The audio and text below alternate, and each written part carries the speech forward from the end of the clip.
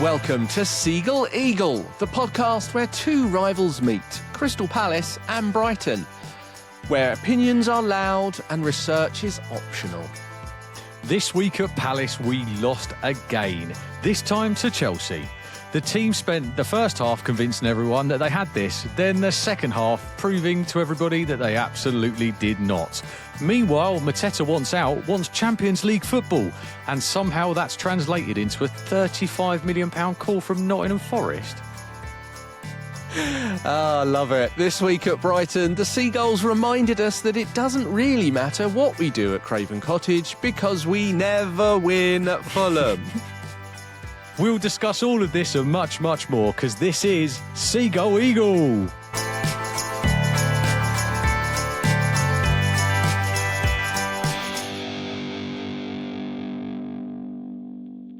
Hello, Andy. How are you? Oh, Neil, mate, I'm chirpy. Never been happier. Things are going great. Yeah, I know the feeling, mate. I know the feeling. I'm starting to feel that we're starting to get very much in the same boat at this rate, aren't we? I mean, we are both remarkably disappointing at different times, and I think, I mean, look, one good thing about Palace is that you get a chance to get settled. You know, like, because if we win good, and we win for a long time. And Right, if we lose good, we lose hard, and we lose for a long time. How long, though, is the question, Neil? How long? Well, that is the question, mate. It is. It's been another one of those weeks. I didn't really want to do the pod, and I don't think you did. We're all both starting to feel the pressure a little bit. It's more fun when we win.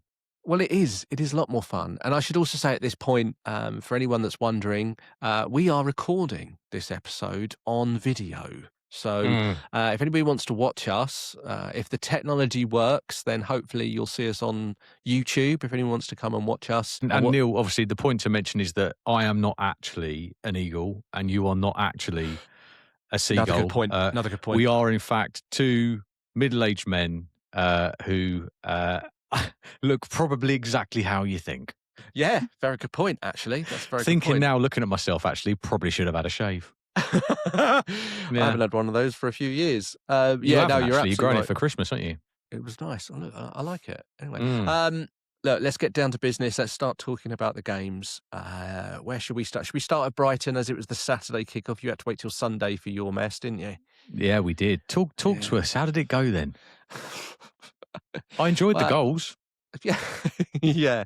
I mean, as I said at the beginning, we never win at Fulham, so it doesn't. You know, I wasn't expecting anything. I think the first thing to say, right, is that the lineups came out, and the interesting points were Herzler had made a couple of changes in particular. Boscagli. So, although he's a centre-back, he has played a little bit at left-back. And if you remember against the Bournemouth game, he came on at left-back and actually put the cross in for our goal. So I think for some thoughts there around maybe getting some game time for him or something. But yeah, he came in at left-back, moved Ferdy over to right-back, and then Ayari and Baleba both back into midfield, which meant that Gross... where do we put him? Well, we'll put him in the number 10, which is good news. I was pleased about that. And normally when you start Gross, you win, right? Well, we've done very well with him, absolutely. He makes the game tick very, very much better than when he's not on the pitch, put it that way. The thing I was struggling with was we put Gross at number 10, and so I'm expecting right wing to be Minte because he's fit and back again, or even Jorginho Rutter, or no, neither of those. Gomez still gets a start, and this time at right wing. And I'm not happy with Gomez at right wing. I wasn't happy at him at 10. I'm not happy with him being on the pitch at the moment, to be honest. But what are you not happy about, Neil? Tell me. He is. I think I said it Gomez? I said it last week that I think he is. He's difficult to pinpoint where to put him. Like, I don't really understand what he is in the sense of a position. You put him into 10 and he's not creative. You put him at a right wing, he hasn't really got the skill to get past a winger or a defender or anything like that. So then you've really got left with a central defender, maybe. And my argument there would be that he's not particularly defensively minded either. So it's a real sort of struggle. Like Herzler's been using him as a pressing machine, basically. Just been trying to Okay. get him, yeah, just trying to get him to press the defence as much as possible, the goalkeeper, and using his legs and fitness, which he's very fit. He's got a lot of stamina in that sense. So I can understand that, but that it just lacks quality. So putting Gross at 10, great, that's a good start. Welbeck up front, but So you're Gomez, saying yeah, I he's was. he's he's fit, but he's a bitch. Is that what you're saying? It's not quite what I said, Andy, but thanks So for I'll putting sum it words in up. my mouth. Yeah, That's all right. brilliant. The game starts, and as always, we start brightly. We have a lot of the possession, and to be fair, right, as the overall game, and I'll talk about the stats later, but as an overall game, I think we hedged some of the stats in the sense of XG. We had a few more better chances, maybe. But overall, I think probably a draw was the right result if we'd got one. I think that would have been a fair result. I think so, yeah, overall. I know you can look like Okay. that, Andy, but that's my belief. Wasn't the Um, result though, was it, Neil? wasn't, absolutely not, I no. And know. that's the issue that I think overall that we create the chances, we have the better of the possession, we create more shots on target, more shots, all these sorts of things. We're still coming away with 0 points. So Yeah. look, first half, a few opportunities for Matoma, Gomez. Couldn't put them away, obviously. Matoma crossed a couple of really good crosses. Gross almost got on the end of one, inches away from it. There was a few things that through the second half that we created more chances as well. But overall, I think the only things I really want to point out are the first half in particular are Ayari came back into the side, and I like him as a player. I sometimes worry he's a little bit lightweight in midfield. He's not as strong as he needs to be.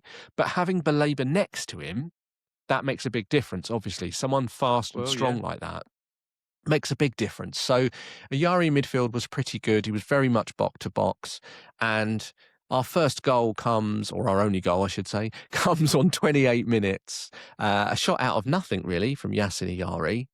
It was a fantastic shot, don't get me wrong, and I think the keeper maybe could have done better, but at the same time, he struck it really well. It was constantly rising into the roof of the net, which was a lovely thing to look It at. was a good goal, to be fair. It was a good goal. Yari's a strange one. Like he's had so many opportunities to score this season. He only scores the ones outside the box. Like he only scores the difficult ones. The easy ones, he flies them over the bar, right at the Mm. bar, whatever. So he's a strange one. But this one went in, bit out of the blue. But yeah, 1-0 up, and I'm thinking, okay, well, we never win at Fulham, but we'll see what happens.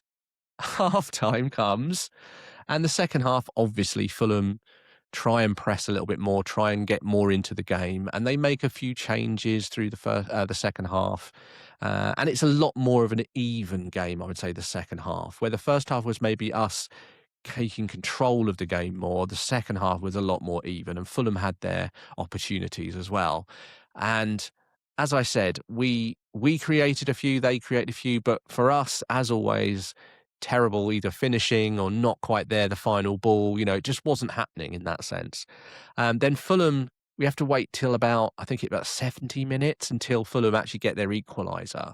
Mm. Long ball, though, over the top. We're pressing high, Andy. You know how it works. We press high. We've got all Left our yourself defenders and exposed, everybody. didn't you? There you go. So it's a frustration. Long ball over the top, and Boscagli is there to, uh, try and clear the ball, but it goes right over his head. He can't work his feet out. He's not turning. He's facing the ball. He's not facing the ball. He's facing the ball. He's not facing the ball. Just goes over his head. Chukwueze, I think it is, who's the guy that came on, one of the subs, rushing past him, really quick guy. Straight into the box, and good finish, basically. 1-1. And, I suppose Verbruggen probably should feel disappointed. I think at that angle that he's at, Mm. did you see the goal? I just I felt like did. he probably should have done a little bit better, didn't you think? I think he could have done a lot better, actually, Mm. to be brutally honest with you. I think it was avoidable, but I'm going to say that, aren't I? But yeah.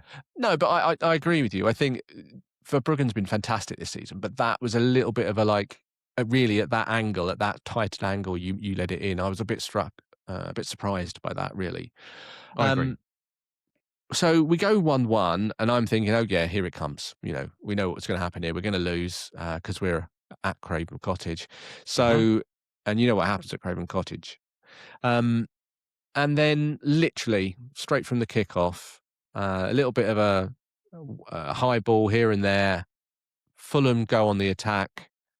They go for a corner, and then they get their corner, ball comes over, and we suddenly do a counter-attack, Andy. Matoma gets the ball from the halfway line. Welbeck's keeping up with him. Fantastic little pass through the defence onto Welbeck, and he tucks it away, literally 1 minute after Fulham score. Mm. So at that point, I'm thinking, wow, maybe. I mean, maybe the times are a-changing, Andy. Believe, Neil. Believe. Believe. Yeah. So, VAR. Did you see the decision? Did you see how tight it was? I did, Neil, and I knew this would be a bone of contention on this I podcast. I'm actually not gonna And I would just like to. it's not a bone of contention for me. It's not. Good, okay, because whilst it is incredibly close, and whilst it is, some would say nitpicky, Mm. uh, VAR is either on or off, right? It's either is or it isn't. And I mean, ultimately, where they drew the line, it was offside. Well, And I mean, I'm upset about it, Neil, because I like goals, right? yeah.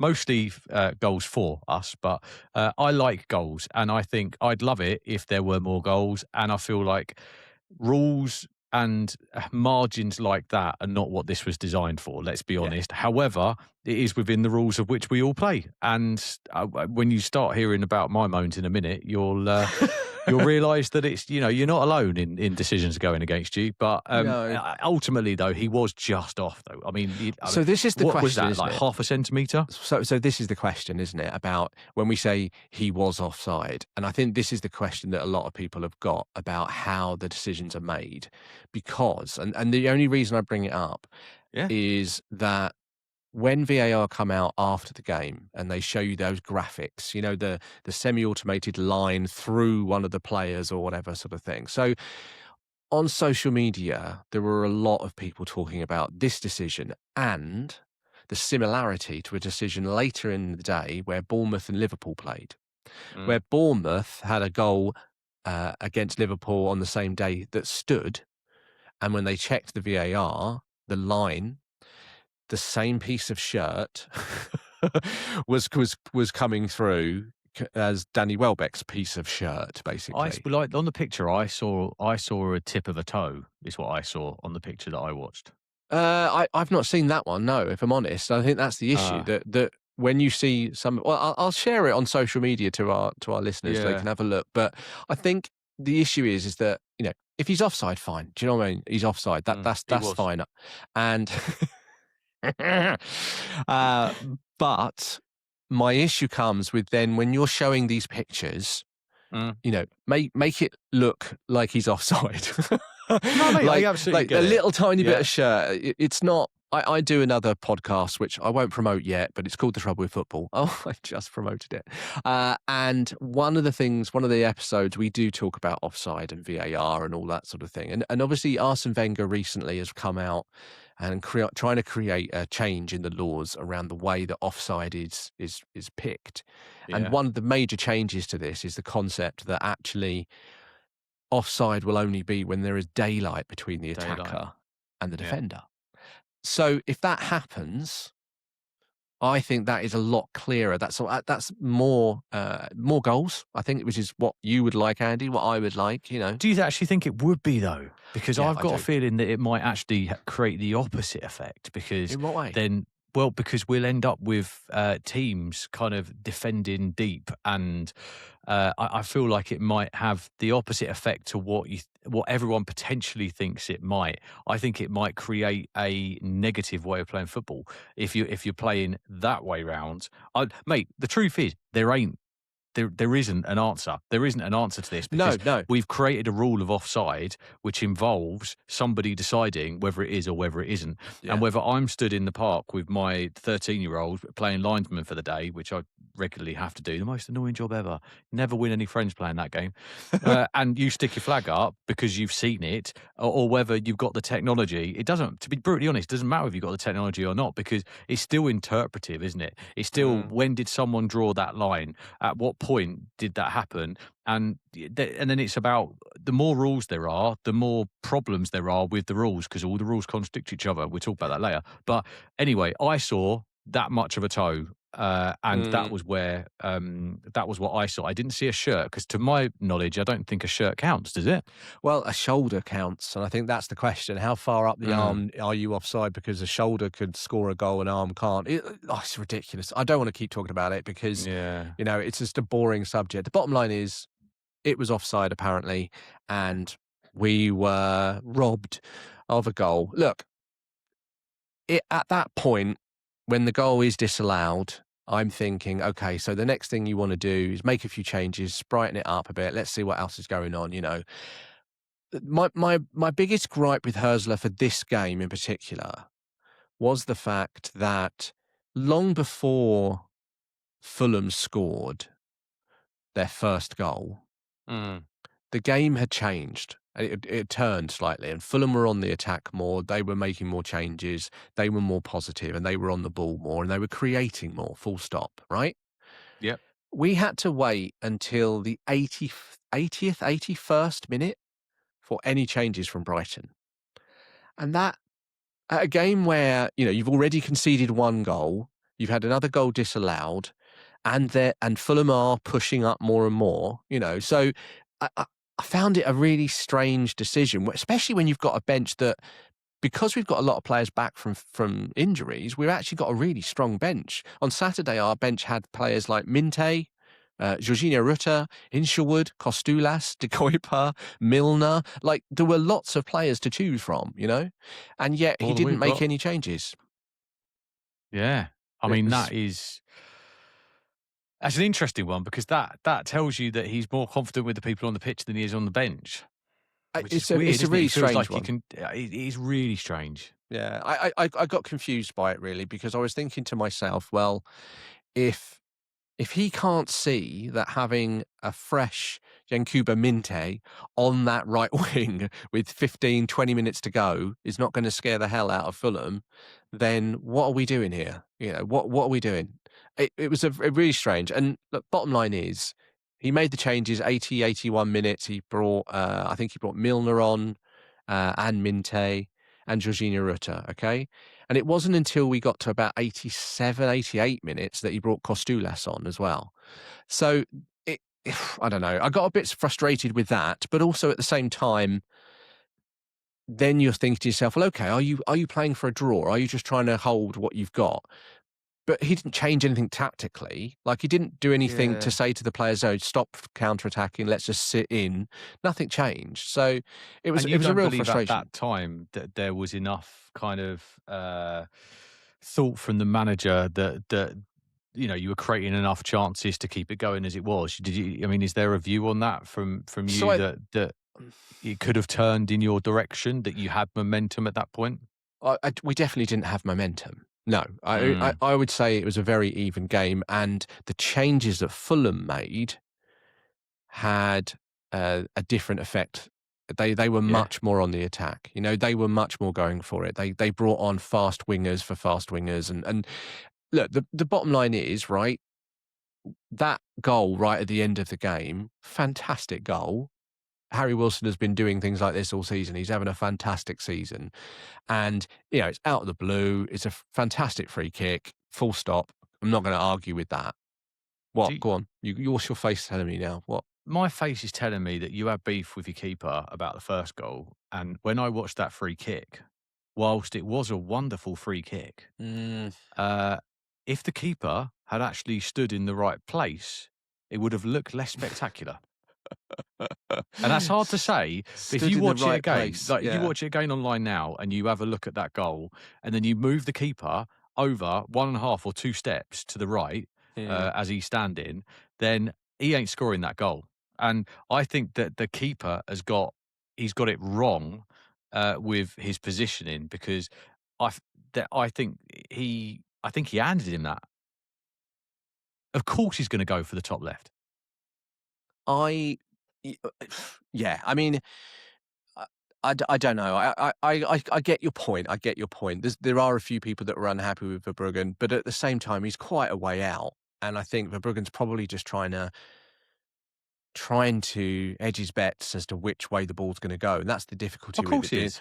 with it being that far out, you're not sure which side it's gonna go. When it's right on the edge of the box, I think sometimes it's really obvious, which way it's gonna go, or it Yeah. needs to go at least. But We got no, this I great take your big point. wall on the right hand side, and then obviously the whole of the left hand side was open. And I mean, if there Yeah. ever was an imaginary target, it would have been there, flashing, and it just felt a little bit like that. I mean, look, easier said than done in hindsight. And let's be honest, that your keeper has probably stopped you from losing more points than he's lost you, Yeah. right? So, Yeah. but I do think that potentially this wasn't his best game. Yeah, I think that's an absolutely fair comment, Thank you, Andy, annoyingly, thank you. but yeah, that is. Um, so look, 2-1, we lose, obviously, at Fulham, Mm. and I said when I looked at the stats, and I said it earlier, overall, I think we had the better of the stats, but that doesn't really mean anything. There's only one stat that really means something. And it's just another frustration. We are now, from a league point of view, I think we've got one win in 10 or 11 games now in the league, Andy. So I'm joining you now on To this be fair, trend. mate, I haven't got them in front of me, but I did look at these stats, and Palace's stats are worse than yours. Only just Yes, though. but you're helping us look better, actually, because yes, I think it's only down to the number of wins. You've won more games than us, Yeah, and drawn more games than us, but the number of losses is very similar, and the unbeaten. Sorry, the unwinning nature. I wish it was an unbeaten nature. That was a while ago unwinning. I now. like that. Yeah, Yes, the nature of loserism is yeah. between us here. It's not going wonderfully, is it? No. However, we have to remind ourselves that the league is competitive Oh, shut and up, not Andy. everybody's winning all the games. Oh, shut up. So there we go. Yeah, Look, you're still above us, though, mate. well, yeah, we're in Crystal Palace position, so some point you're going to take it off us, I'm sure. We're in 12th, 30 points, and we've only got one win in our last five. I mean, if you go back like 6 games, we've got what, one win, 3 draws, 2 losses. I mean, it's just meh, Andy. You know what I mean? Like it's just Well, some would meh. say that's the tale of a mid-table supporter. One week, Yeah, hey, next week, woo, I was and yeah. I was having a listen to some other people talking on different pods about Brighton, and I was looking on social media and talking to my mates as well. And there's a real sort of cross section of opinions on what the best thing to do next is. Where are we going to go? Are we going to stay with Hersler? Are we just going to see it out to the end of the season? Is he going to play next season? What are we going to do? Like how's it going to work? Mm. There was a ex poll from Brett Mendoza, who's one of Brighton's sort of leading fans. I would argue he's quite well known in that sense, and he got almost 1,000 people to vote on his ex poll, and Wow. let's just say the majority of people decided that it was Hersler out. It was high 40s%. Some saying they don't really care one way or the other, and others saying no, we want him to stay, but wasn't many. So it was almost 50% of the people that voted said Hersler out, which is quite high. And Phew. I don't know. I mean, I don't see it happening. I don't see it happening now. I don't. The club just aren't like that. Like we're I was not going to say gonna. your club don't sack managers, No, really. we're not going to go down. Like we are. What are we now? West Ham have got 20 points, so we're 10 points away from them, and we're not going to go down. However, But two of them teams that are below us have started getting points, which is more yeah, than we've got yeah. in the last 6. This is the problem. The bottom is I was coming just up a about to little say bit. that when you look at like the last 3 or 4 games, you've got West Ham with 2 wins, you've got Nottingham Forest 2 wins and a draw. Leeds have picked up some wins and draws of their new shape. So everyone below us, Palace and Brighton, are performing. Apart from Tottenham, really, that's about it. Bournemouth are doing all right as well. 2 wins in their last 3 games. So everyone's pulling out some results.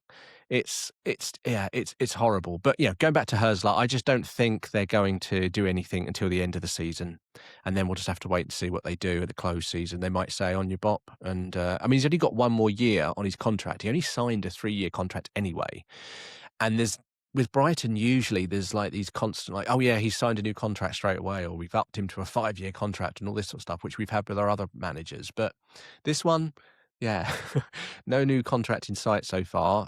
It'd be interesting to see, but if it continues the way it is and fans vote with their feet as well and don't show up to matches as it is, I don't see him being here next season. Mm. Indeed.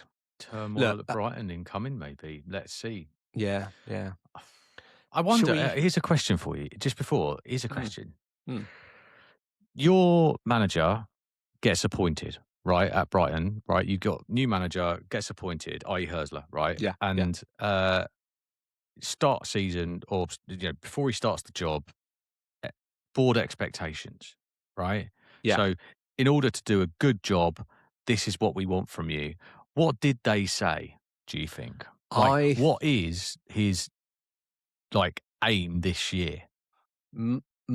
I believe that they would have said to him, because considering this is his second season, Mm. I think they would have said to him, last season you finished eighth. I think that is your absolute minimum this season. So they would be looking for European football in any way, shape, or form. You know, realistically, as a club, we've always maintained that our aim currently as a club is to consistently be in the top 10 in the Premier League. That's the aim, the long term aim, like full stop. Yeah. Because if you're doing that, then, obviously income and all the other things that come with that, help to build the club. From a manager's point of view, he finished eighth last season, Andy. Like, you've got to try and better that, haven't you? And by bettering Mm. that would automatically mean European football. So I think eighth was probably his target minimum. Yeah. So Mm. he's not gonna finish eighth realistically at this rate. Unless other How many points are clubs. you behind eighth though? So, well, everyone keeps saying this. It's like, and I've been saying it for a few weeks, but ultimately, so if I look at eighth position, we're Mm. 3 points behind. Okay, so obviously Yeah. obviously One there's game. not much between us, but what we're looking at on the pitch, right, Get it. No, I get it. doesn't suggest that we're going to finish eighth. And also, although there are only 3 points, there are one, two, three, four teams between us and eighth position. Fulham are ahead of that as well in seventh. Liverpool are ahead of them.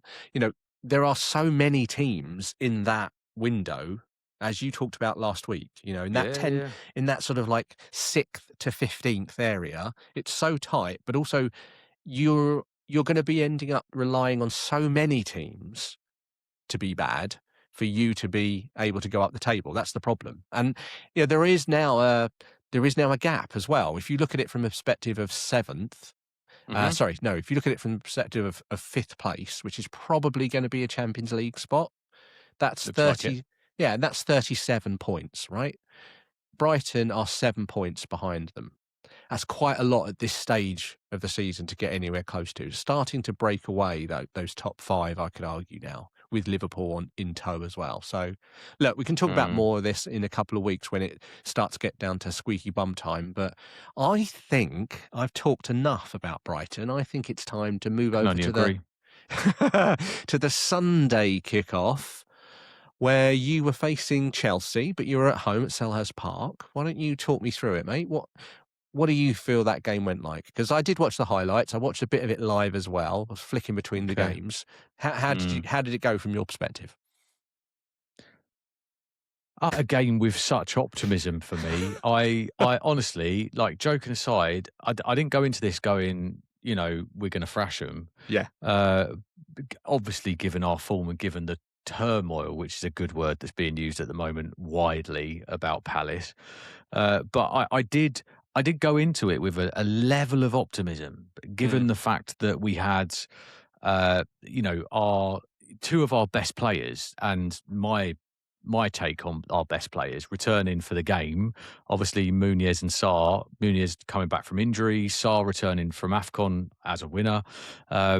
And I felt like it was the right conditions playing against the wrong team. right. Okay. As in, it would have been a great week to play Wolves. It would have been a great week to have, any I don't know, anyone really, to be brutally honest, just not one of the big hitters who are going to Yeah. punish you. And I feel like it was, well, look, first of all, it started because it was interesting because I was sat there in the stadium wondering uh, what the reaction would be to the fans seeing Glasner walk in with his smiley wave that he puts on every time. Was he going to get booed? Was he going Well to get cheered? That was the first thing. well, it's a good question actually, because something we didn't really just cover off there for a second is obviously last week we were talking in depth constantly about Glasner's comments in the 2 press conferences before and after the game. Mm, Suddenly this week, press conference before the game was all like, "My mate, uh, my mate, the chairman, we're all okay, everything's gonna be fine, we're gonna be one big push to the end of the season," type comments. Uh, mm. anyone buy that? Oh, it's an absolute load of tosh, isn't it? I think he's reminded him that he's got to toe the line if he wants to carry on getting paid. I think the comments that I heard prior to the match just concerned me greatly because obviously it was, why are you leaving Palace? Like, Yeah, why are you moving on? All these questions were being asked, and one of the answers that he said was that obviously he wants a new challenge, and he doesn't feel like he can give 100% to Crystal Palace. yeah, And if that's the case, do one. Like, if you can't give 100% to your job, why are you still doing your job? He is in essence handing in his 6-week notice in his job. Apart from it's a little bit longer than that. And I don't know if he was working in Asda's, he's handing his 6-week notice, and he's in the stockroom on his mobile phone, isn't he? Buying his time away, having a lovely time while everyone else is working hard because they haven't handed their notice in. yeah. And I don't know. It's really hard because I love the guy and he's achieved such wonderful things with us. But if your heart's not in it, then are we not better to move on? The problem is, it's like it's trying to break up with someone who's you've had a lovely time with. But I do wonder a little bit about that. Is his heart still in it? And therefore, when he walked into Selhurst Park, ultimately he did get a decent reaction. Did he? Less so than normal, but Right, like there was I didn't hear any boos or anything like that. okay. But he did. People waved, people clapped, but I think I waved and clapped because I had the optimism of the fact that, do you know what? Let's give him a break because he hasn't had the team, he hasn't had the people, the good people around him recently, Yeah. and I gave him that break, and I thought it was going to be all right in the first half. I really did, but Yeah. the second half changed. Yeah, yeah. I mean, it was I was really interested to see what people were thinking about Glasner, and look, ultimately, you haven't really got a choice anyway. Look, he's here for now. You've got to support your Well, we team, do haven't have a you? choice, Neil. We do What do you have a mean? choice. What? What's Well, your we choice? can make a change. We just got to pay him. Well, exactly, and but my point is, as fans, you haven't got a choice. Oh, we You're going to haven't have got a to choice. sit there and just support your team, whether you like the manager or not. A little bit like what I'm doing at the moment. Thing is, I do like the manager deal, and this is the problem. I do like the manager. I like the style of play that we've been playing. I like the decisions that he makes. Apart from the fact I wish he'd make subs earlier, but I think we're on borrowed time. I think it is potentially over, Mm, and we've had that lovely period now. We've now got to rebuild, and it's an incredibly awkward rebuild that we've got to do because we've had all of this success, and with all of that success has brought all of that attention, and now we're in danger of becoming a sinking ship. And I'll be honest with you, my pessimism of the situation, being a Palace fan for so long, and my kind of inevitable doom of this situation 2 or 3 weeks ago was, casually joking about, oh, look at how far West Ham are behind us. Actually, that's only 4 games. That's only three yeah, games. It's only two yeah. games. Oh, hang on a minute. We're not quite as far away as we were now. Could we start getting dragged into that? No, it can't happen. Maybe it can. And then now, of course, ironically, our next game up is Nottingham Forest, who are below us. Mm, We slip up there. We are in trouble. yeah. We are in trouble. And then what's our next game? Oh yeah, Seago Ego Day. Another bit of pressure. So I think this is the issue, which is that, like, we've got to snap out of it, and we've got to snap out of it quickly. So My good takes on that game were, in the first half, it's the best football I've seen us play for 2 months. Oh, okay, okay. Well, that is positive. That is positive. And mate, I was incredibly positive until it got to Mateta on one-on-one situations, and the same thing happened. But do you know what I mean? So I think that first half performance was enough for me to go, actually, with the right mindset, Yeah. like, we can win a game. We can win a game. And all you got to do is Mm. win a game, and then you're back in again. It's just whether there's enough negativity in that changing room that we ain't going to snap out of it. And I Yeah. think that's potentially what Steve Parish can see, which is there is, now you got all the boys back, or nearly all the boys back, and like, well, the important ones anyway. And there's more coming, like Kamada's kind of was arguing to be fit against Chelsea and he was told he weren't allowed to play. So I was going So to I ask you think, quickly yeah, about that, go on. just about some of the players, because obviously you did have a few players back this week. I mean, it's their first games, but it's nice. I mean, you Yeah. had Munoz back, which is Yep. obviously the probably the biggest loss of your whole team, really, in that Oh, sense. undoubtedly.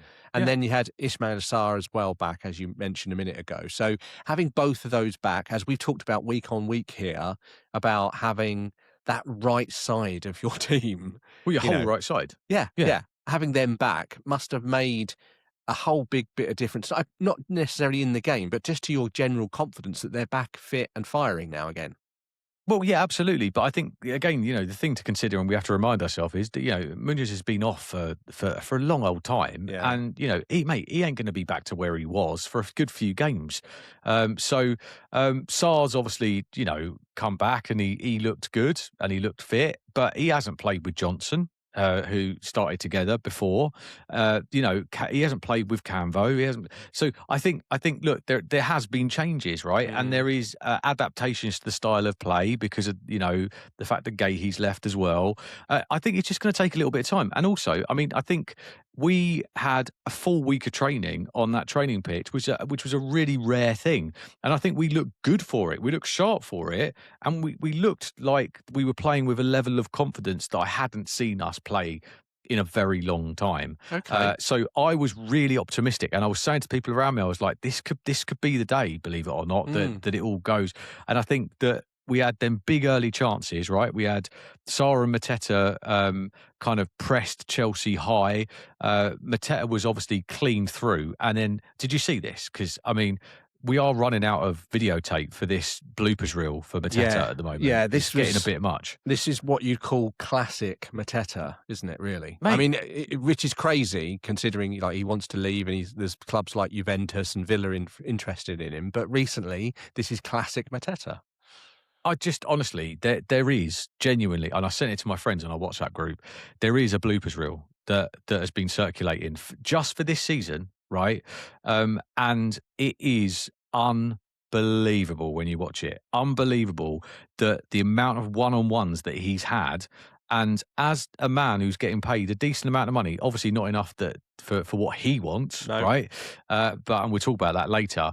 But you should be scoring them opportunities. There's been rumours that he's had a knee injury and all the other bits and pieces. Oh, really? But mate, he has not been on his game. I think something like 16 clear chances he's missed this season. You know that table of how Wow. many obvious and clear chances do you have that Yeah. you should have scored? 16.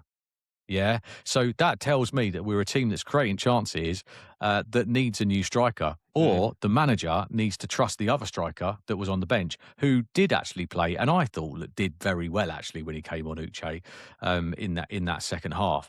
Well, we'll talk about it, but I think our romance with Mateta is over, and we've got to make a clean break. But we'll talk about it later. So generally, let's go back to the game for a second, right? Excuse me. Let's go back to the game, right? So you created XG of 1.88, which is actually pretty high, right? Mm. You've got 13 shots, 7 on target. Yeah. You had more touches in the opposition's box, which is always a really good indicator. When I'm looking at these stats, if I didn't know the score, I would be thinking to myself, wow, this is probably a high scoring draw here, maybe 2-2, 3-3, something like that. Yep. Because Chelsea, 2.2 XG, which is really high, but that's because the quality of their chances, a few of their goals were literally one-on-ones, like Well, a Mateta penalty as missed. well. Yeah, and a Yeah. penalty, exactly. So from that perspective, when you look at just purely the stats, it would indicate, to your point, that Palace actually played pretty well. In the first half. In the Okay. well, to summarise, in the first half and in the last 10 minutes. Okay, okay. That's how it went. And when we say the last 10 minutes, 8 minutes of that or 6 minutes of that, or whatever it was extra time. But I mean, look, Sarr, Mateta and Johnson all came close, but no goal. And it was one of them where, again, I sat there and I say this every week at the moment, which is, we're going to regret that later. Yeah. We're going to regret that later. And it was just over and over again. Well, if we can't get these chances, we are never going to win a game. And then obviously and then, as it happened, the first moment of madness then came into the game. And bless him, I feel so sorry for him. JD Canvo, right? Yeah. I like this kid. I Right. really like this kid. I think he's going to be brilliant. And he was actually having a really good game. Looked really comfortable. Was happy to take people on. Was kind of playing with a level of confidence. He then got into this situation right on the sidelines, as it were, and he was being put under pressure, and he ended up with 2 players on him and a third on his way. And he had his back to kind of the defenders, trying to kind of work out how he's going to get his way out of this. Obviously, he looks to the left and he sees that he's got an angle to play the ball that way. He thinks in his head that there's someone there, because that's where someone always is. Yeah. Someone was not there. And obviously he played the world's worst back pass, but yet the world's best assist for Chelsea. I mean, it was a perfectly timed through ball. It was wonderful, for them to burst through. And obviously, look, this is the difference between Palace and Chelsea at the moment. The old Palace, if they'd have had that opportunity, would have absolutely nailed it, just like Chelsea did in this situation. You can't miss them opportunities. And they were clinical and they got it. And obviously, at that point, you got to remember, we were playing very well, creating chances. It was like, one more, we might get it in. One more, we might get it in. And then that happens, and the whole stadium's just like, oh my God, like we're back here again, right? Here we go again.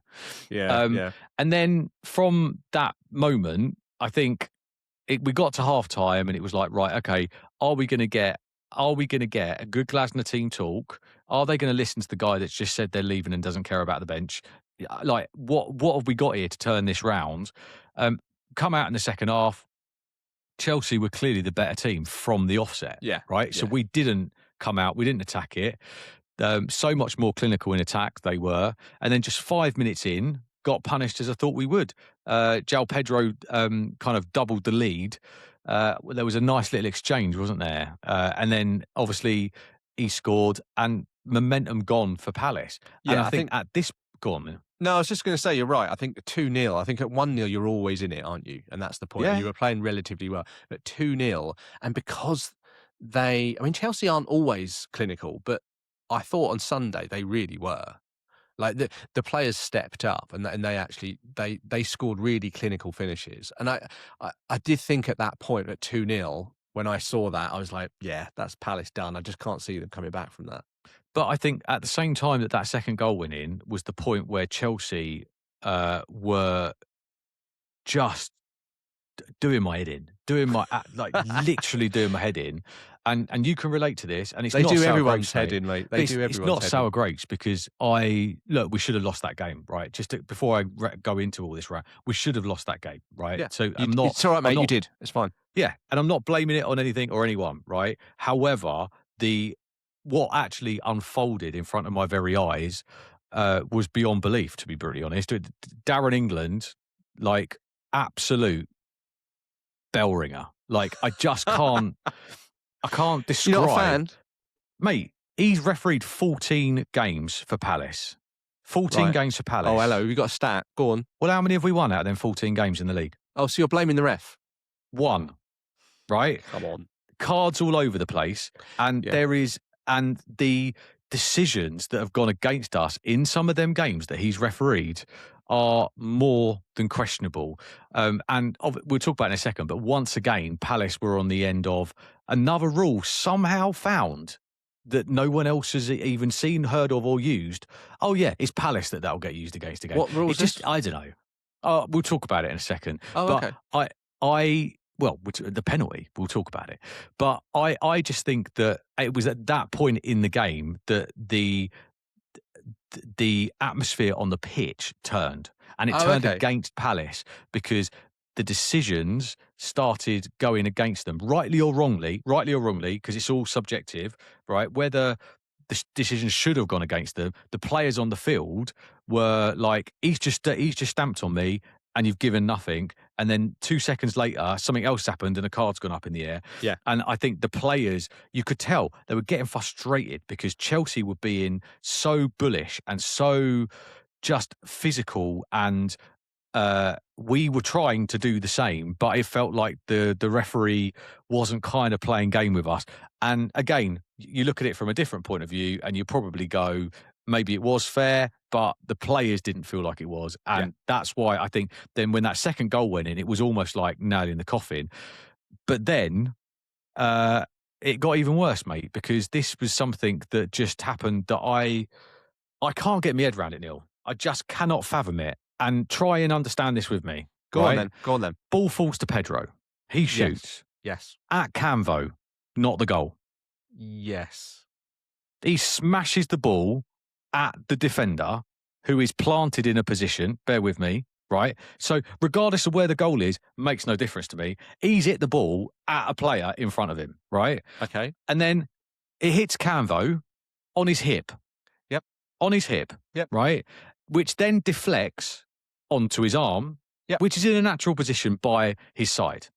Yeah. Bearing in mind the boys, the 18-year-old kid, 19-year-old kid, has just been smacked at short range by a ball hitting him at however many miles an hour. Play then carries on for a few minutes because my mate Darren England decides actually on that occasion that he don't see anything wrong with that, right? Like he saw on a few occasions that he did see wrong with a few other things we'll talk about in a second. And then VAR gets involved. And this guy who sat in Stockley Park has got his second go at sitting in front of that screen in Stockley Park. It's his second go. Yeah. Second time ever. And this guy, who I won't name because I can't remember his name, has decided that this is his moment to shine, to prove to everyone around him that he can find a rule that no one else has found and make a name for himself so that he carries on getting picked. So then, after a long wait, bearing in mind that, and it sounds a long wait, it was actually 2 minutes, right? I timed it. It was 2 minutes. Yeah. That he was stood at this screen. And then the most ridiculous thing I've ever heard at a football game was announced. No jokes, Neil. I thought I was watching Gladiators. It was very funny to watch some of the Palace supporters cheering at one point because of the way that he announced what his decision was. I'll read it to you, Neil, because you're absolutely right. After review, the ball hits Crystal Palace 23. It is an accidental handball, not deliberate. But the way that he announces this is like as I said, it's like he's like the bloke from Gladiators, who ironically is next referee. But it's like it's some kind of entertainment. So he's saying accidental handball, not deliberate, right? That's the first thing. Therefore, so all the Palace fans are like, hey, because that's the right decision, right? Therefore, it's a penalty kick. However, because it's accidental, this is only a yellow card, as if we're going to be happy with that. Good news, Do you fans. know what? Sod off, Darren England. What an absolute fool. And apparently there's rumours going round, and why would these be made if it's not, that Darren England took some convincing to change his mind. Oh, really? Is why he had to wait 2 minutes. And there's a lot of referee people out there who have all kind of said this is absolutely ridiculous. That said that he literally took some convincing. Yeah. But he did get convinced. So obviously, absolutely, mate. The game is gone, and people overuse that. But that's the first time I've ever used that on this podcast because it's a ridiculous situation. What is the boy supposed to do, Neil? Cut his hands off? Get out? I mean, I don't know what he's meant to do. And I think my argument with this, and I have got a bit of I won't go on too long about it, but I have got too late something that is in writing about this, which is kind of, because it says the rules state, right? A player prevents the ball from going into their own goal with their hand/arm, but does not deliberately handle the ball and does not make their body unnaturally bigger. The answer to that is not a handball. That's from the rule book, right? So player prevents the ball from going into their own goal with their hand or arm, but does not deliberately handle the ball and does not make their body unnaturally bigger. The answer is not a handball. So the current decision for this weekend's game The only reason then that they've given this as a penalty, as handball, is Yeah. because they feel that he did put his arm up in some way. It wasn't in a natural position. That some Well, way no, it's he they've changed the laws in 2024, right? That law that I just read out now reads like this because of a change in wording, right? Oh, Because this is what it okay. all comes down to now, interpretation of the wording, right? Right. So now it says where a player denies an opposing team a goal or an obvious goal scoring opportunity by committing a non-deliberate handball offence and the referee awards a penalty kick, the offender is cautioned, right? So there's a key point in that new rule, which matey boy, who's had his second goal on the computer at Stockley Park, has decided to interpret in his own way. And that key word is the word offence, Yeah. right? Because so basically, in other words, by using that word offence, he is saying that he has made his body unnaturally bigger, which Canvo did not. Sounds all very confusing, but basically, by Darren England stating that Canvo accidentally uh, did a handball, he has not deliberately made his body bigger. So therefore, Canvo has not done an offence. So It's so therefore, that rule strange. does not exist. So therefore, just play the game of football and don't give Chelsea a penalty. It's so strange. I mean, even any of that, you've got all of that going on. You've also got the added complication, which is outside of his control as well, which is the fact that it hits another part of his body first and then goes onto his arm. So it's not Yeah. even like it hits his arm directly, and you have the argument as to whether he put it there or anything like that. It's hit another part of his body and deflected onto it. So I it's mean, even what like less of a penalty. I'm a Brighton fan. We all know it, and I would yeah. love to say that it's a fantastic decision. It's a horrendous decision. It really is. And, It's a and mate, terrible decision. ironically, it was the nail in the coffin. So, I mean, if this had been the first goal of the game, I would have been irate. But Mm, I think that's the point, which is that what does the people that are writing these rules and sat at the computer at Stockley Park, what do they actually want to yeah, happen? They want defenders to run around with their hands behind their back because I just don't understand what you can possibly do to avoid that no. situation. Listen, It's really, really bad. And obviously, you've got like, yeah, anyway, we won't go on, but we'll carry, like, just to finish up, really, you got yeah, go Adam on. Walton, who had 2 quick Well, yellows, yeah, we need to right, talk who about got that. sent off. Yeah, yeah, Yeah, yeah. he got sent off because he lost his head because he was being kicked, tripped up, all of the other stuff throughout the whole game. And Moises obviously, Caicedo, Brighton old mate, boy, was doing a number on him, wasn't he? Really, really. I mean, I could oh, see it. He was hitting him. He was nicking at him. He was pushing him over. There was a lot of things going on there. and mate, Caicedo shouldn't have even been on the pitch at that point. And again, many referees have said the same thing, right? He should have got a second yellow card for a late challenge on Sarr earlier on in that game. And the referee, do you know what he did? Go Like, on. we're talking 15 minutes before he sent Wharton off. Caicedo, on a yellow card, took out Sarr completely. Clear foul, clear yellow card. The referee went like this with an imaginary card, put his hand up in the air, and didn't actually hold a yellow up, right? He gave him a get out of jail free card, Wow. right? Is what he did. Yeah, visually as well. And then decided to send Walton off. And then you add on to the fact that Pedro Beto, he stamped on Sarr. He stamped on him, and VAR should have taken a look at that. So you got all of the, and Oh then, dear. and then you Oh had, my you had, God. and then just to add insult to injury of all the other stuff that Darren England missed, chose to not look at, whatever it is, Cucurella, yeah, Yeah. handballed accidentally the ball in the Chelsea penalty area to stop a goal, right? And it wasn't even looked at. After Canvos spent 2 minutes looking at and all the other bits and pieces. All that happened in one Oh game, Neil. dear. Like, and listen, it sounds like sour grapes because I know that even if none of that would have happened, we probably still would have lost the game. But the point being is that all of these small margins, they mean so much when Yeah. you've got momentum and you're playing someone like Chelsea who are just going to hack and kick at you and annoy you and be in your ear. Yeah. You'd be in a relegation battle. Maybe if we lose next week, yes. Could we turn the corner, Neil? Could we turn the corner after this performance? I actually can see that we might be able to. I really do think that the positive influence of some of these players coming back into these Yeah, teams yeah. who are winners, Yeah. right? They ain't going to stand for this.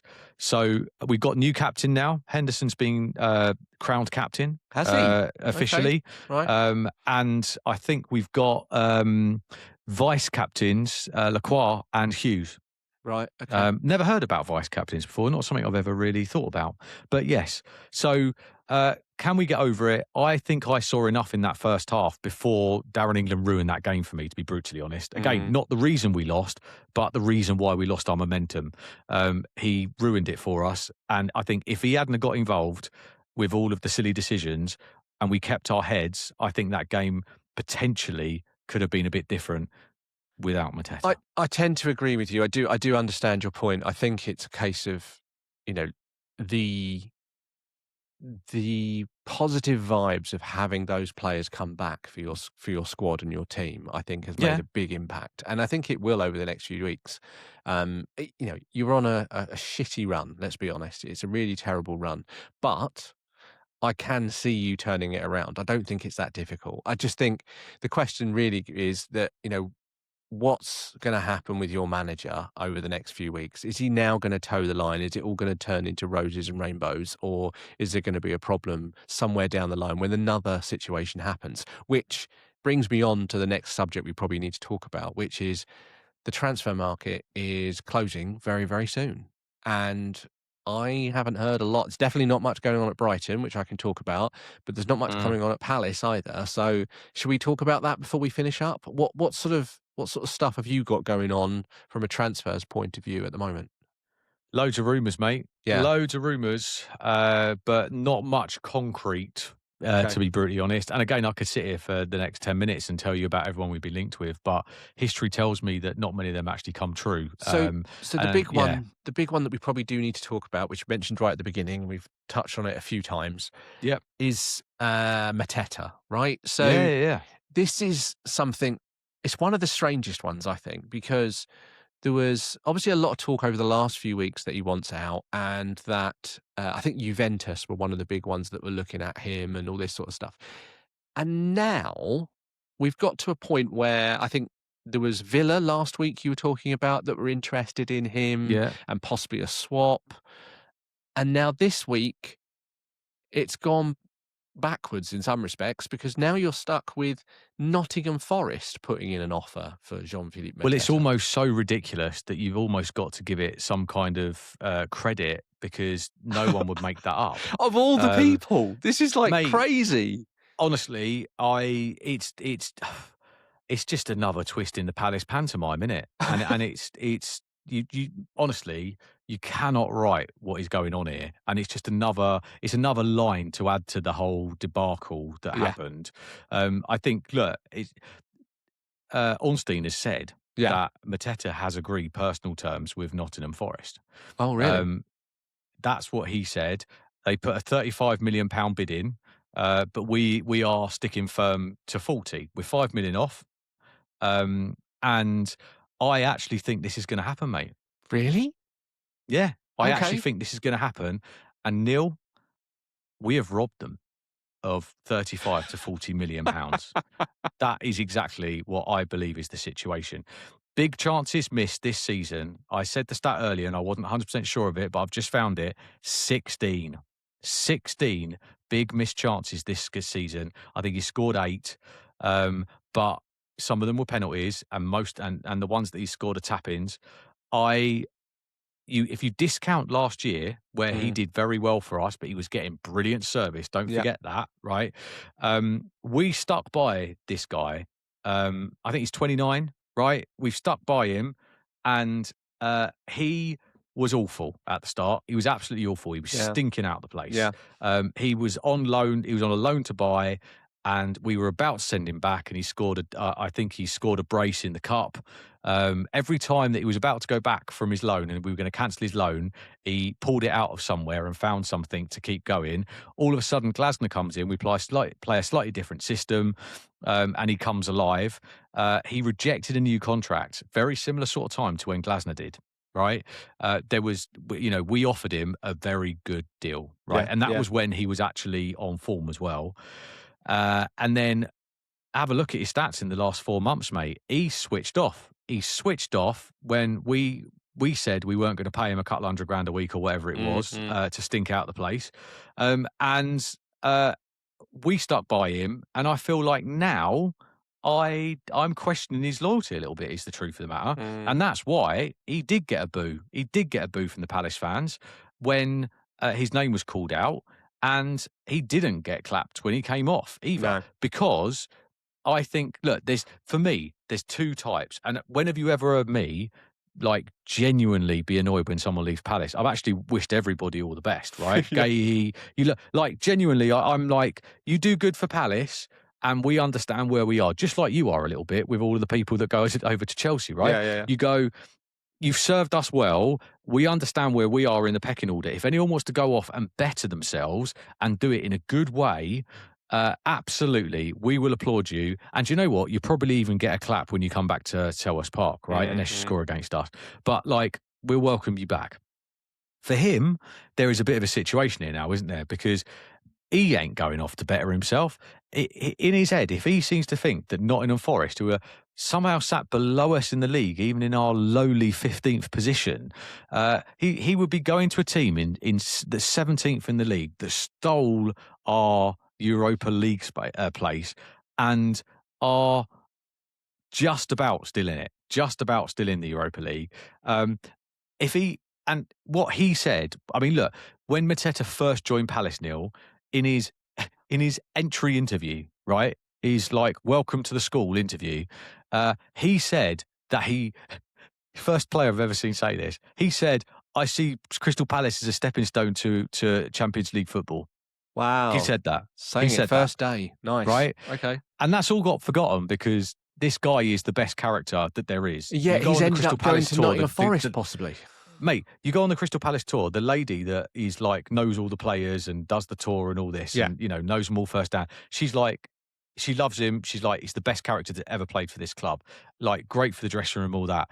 Great for the dressing room until you check out. And I think this is the issue that Yeah. he has checked out. He's not going off to better himself. He's going off because Nottingham Forest think it's funny to offer him 150 grand a week because John Textor is probably meddling in all of this. And is Mateta going to play week in, week out, and win all of, and you know, do everything he's meant to be doing there? I very much, and I think if any of the Nottingham Forest fans think they're getting Mateta last season, you are very much mistaken. Mhm. What I quite like about this is in the same thing that Einstein, I just made him a new name then, Einstein, put out in the same tweet. It said Palace exploring the deal further with Strand Larson from Wolves, Yeah. and that is what makes me happy because, to be brutally honest, mate, I actually think, and I'm not even joking, I'm a 41-year-old man, Neil. I could have scored more goals that Mateta have been set up with than he has this season. I'm not sure about that. Oh, mate, I promise you now, I would have nailed a couple of them that he's missed, as you would have, and as lot of the population would have. I don't understand what this is. Is it a jinx? Is it that he don't care? Is he trying to prove a point to Yeah. say like I mean because he's been offered a new contract, which is probably double what he's on now. But this guy's in the shop window, and someone wants to pay that amount of money Yeah. for that calamity. Honestly, our time with him is done. Mm. Right? Any other rumours? Any other things that you want to pick up? Anything that you think's got legs, or you think that's it? Obviously, Strand Larson is the big one. If he gets Yeah. that, that'd be great. But otherwise, anything else you shout out about? Well, no, I mean there was all this tosh about us competing with Wrexham this week, and Wrexham were going to trump us on one of our strikers that we were trying to get, which was hilarious. And Wrexham themselves came out and went, "Look, I know we're doing all right at the moment, but we're not in the world of signing 25 to 30 million pound strikers." So yeah, so it just shows you how much rubbish there actually is out there at the Fair enough. moment. Yeah. But look, we look, jokes aside, we have been linked with most of the people who are in with a move. Yeah. I mean, we've got a matter of days left now, right? Yep. So Christ knows what's going to happen, but Palace are normally active in the last couple of minutes of that window. People will be coming in. Let's see. I think what has saved Parish at the moment is the fact that true to form, we've ended up with a few people coming back now just before the window shut. So Mm. they might get that checkbook and go, should we buy some people who the new manager actually wants, as opposed to who the outgoing manager wants? Yeah. Let's see. No, I agree. I agree. Well, look, from a Brighton point of view, I suppose we should talk about that as well. It's usually very quiet, has been over the last few weeks. A couple of little things just wanted to pick up on. So, obviously, I spoke about Buonanotte loan from Chelsea at the beginning of the season. Yeah. Didn't really work out, so they've recalled him. He's now gone to Leeds, and he played, obviously, Monday Night Football this week. So it's good to see him getting some minutes. Hopefully that'll be a good move for him. It was the move that should have happened at the beginning of the summer that he chose to go to Chelsea for some stupid reason. Has So he gone to Leeds on a permanent deal? no, just a loan for the end of the Just a loan. season. I think Yeah, that's a so good move for him. I agree. He should have gone at the beginning of the season. He would have got a lot more Yeah. minutes, but yeah, it is what it is. But they've agreed that now, and obviously, as I say, he played against Everton already. He got a few minutes. So the only other things to point out are Diego Coppola, our centre back that we signed, our young centre back. He needs game time by the sound of things, and it looks like they're going to agree a loan, or at least possibly a loan, out to Paris FC for the rest of the season, just to get Oh, him some okay. game time. So that's good news. Um, that does leave us a little short at centre back. So there is talk that maybe Igor is coming back from West Ham because he's not playing there either.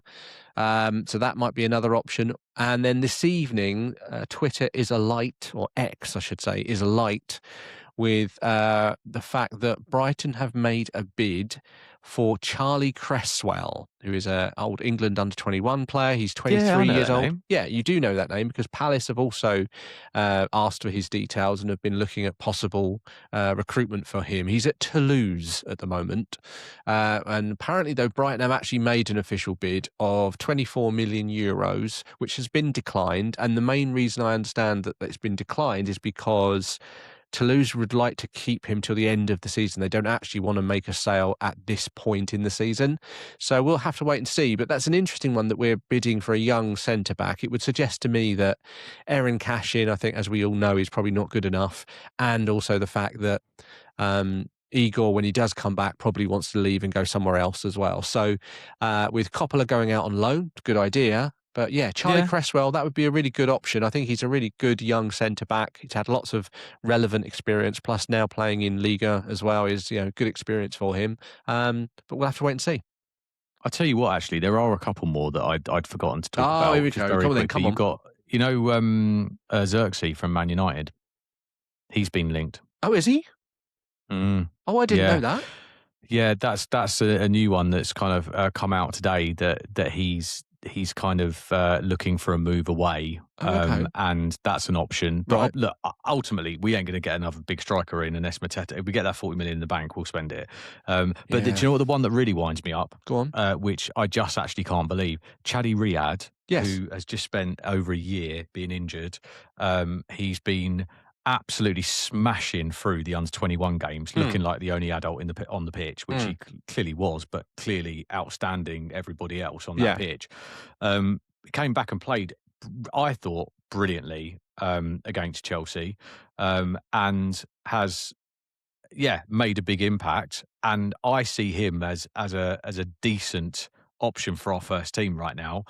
It came out this week that he's potentially going out to Sheffield United on loan. Oh, well, the problem is What the hell are we doing? Why are we loaning out our defenders who are ready and looking great when we've just sold our main defender? Well, and we need squad depth. I don't. That is I beyond me. agree. I agree. That is silly, but also at the same time, if they're thinking long term about the player, a long term injury, he needs regular game time. He needs to get himself back up to speed. Yeah. If he's going to be on the bench getting a few minutes here or there, he's more prone to injury. So actually getting back into full match fitness is a good thing for him and his recovery. So I get it. It does sound bizarre, but at the same time for him, it's probably a good thing. Sorry. I get it. It's just frustrating, isn't it? Yeah. I love that kid, and I don't think that most of the Palace fans understand how good he actually is. And I've seen glimpses of it, and there was a lot of people that were like, no jokes, sat around me that have clearly been season ticket holders for years. Like, who's that guy? And I'm like, mate, it's Riyad. Honestly, I think he's going to light it up once he comes. And I want to see him play. I'd like him to start. Well, There you listen, time's rolling on. We've got to make a move. Let's just quickly touch on the upcoming fixtures, just very quickly. So, you did mention it, but who have Palace got this weekend? Just let's be clear. Sunday the 1st, Nottingham Forest away, and El we Crapico. we have to win that game. It's as simple as Mm, that. We've got to win that game, and I think we will, because what better way to come out of this absolute horrible, horrible run that we've been on, calamity of a couple of months. What better way to do that than smash Nottingham Forest? yeah. And look at Marinakis and give him a little wave in the tunnel on the way down, because like I'm hoping we smash them, we win the Conference League, they get chucked out, they spend 40 million quid on Mateta, and he stinks the place out. I'm quite happy with that. Fair enough. Fair Like, enough. yeah, that's all I have to say about it. There is no other option but for us to win that game. Fair enough. We've got to win it. Brighton are at home to Everton. I mean, like Everton's form last 5 games: 2 wins, 2 draws, 1 loss, and that came obviously last night. And they're sat in Brighton, 10th, right? they're sat in 10th. They're on the way up. They're doing okay. Yeah. Yeah, they're in good form. They've had a few injuries and now they're getting players back. Although bad news, I think Grealish is now out for quite a while. Unfortunately, not unfortunately for us, but for them. And obviously, I've told you about Brighton's form recently. I think last 5 games we're drawn 3 and lost 1, won 1. So Everton generally, we usually play okay against them.